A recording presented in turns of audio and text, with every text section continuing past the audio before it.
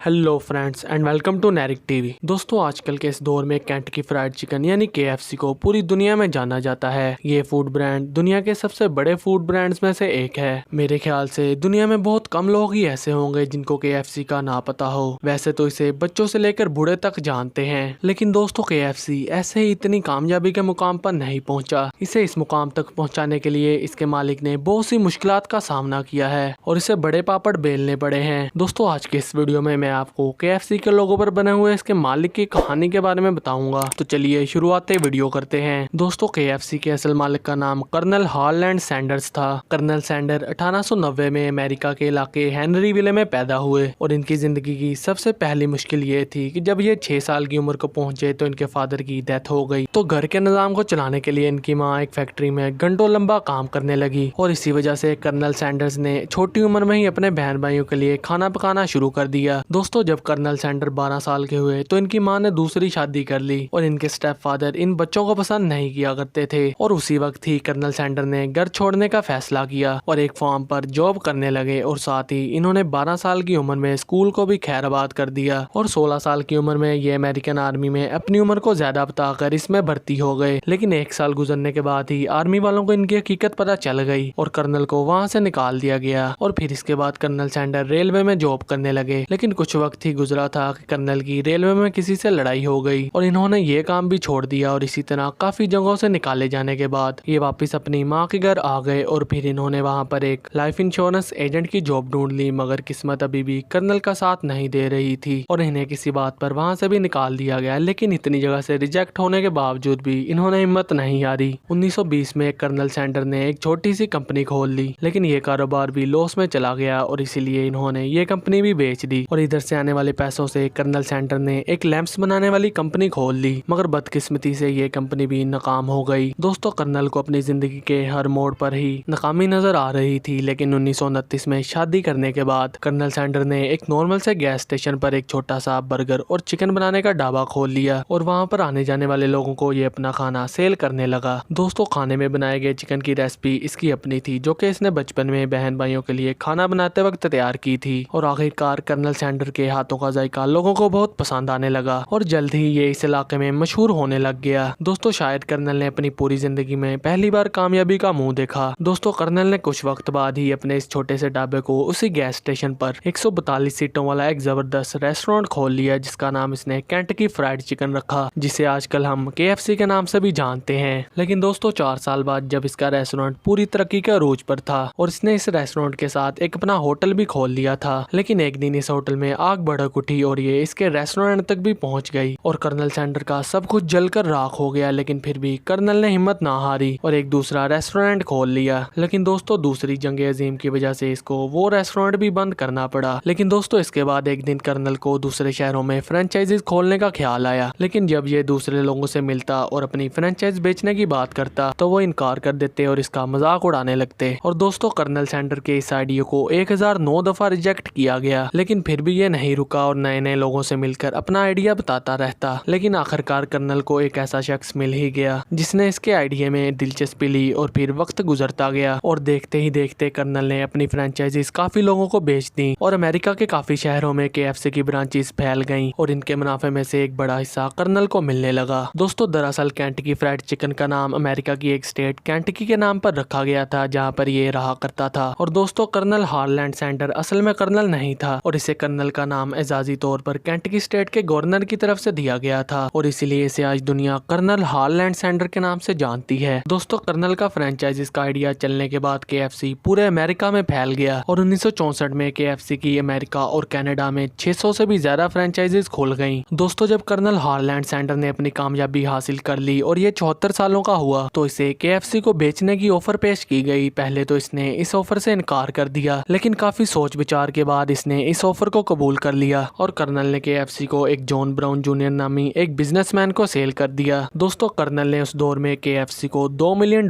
में बेचा था। दोस्तों KFC के लोगों पर बनी हुई कर्नल सैंडर की ये तस्वीर आज तक हटाई या तब्दील नहीं की गई, क्योंकि कर्नल सैंडर लोगों में बहुत फेमस हो गया था और इसकी तस्वीर KFC की पहचान बन गई थी। लेकिन 1999 में KFC के लोगों में थोड़ी सी चेंजिंग करने की कोशिश की गई, मगर लोगों को ये बात सख्त नापसंद लगी और इसी वजह से KFC के लोगों को आज तक दोबारा नहीं छेड़ा पकड़ा गया और कर्नल सैंडर मरने के इतने सालों बाद तक भी पूरी दुनिया में जाना जाता है। दोस्तों KFC की 11 मसालों वाली ये रेसिपी जो कि कर्नल ने बनाई थी, इसे आज KFC के हेडक्वार्टर्स में एक लॉकर के अंदर बंद करके रखा हुआ है। तो दोस्तों ये थी आज की वीडियो जिसमें मैंने आपको KFC की दुख दर्द, मेहनत और हिम्मत से भरी हुई कहानी सुनाई। उम्मीद है आपको ये वीडियो पसंद आई होगी और अगर पसंद आई है तो हमारे चैनल को सब्सक्राइब और वीडियो को लाइक जरूर कर दें। मिलते हैं अगली वीडियो में।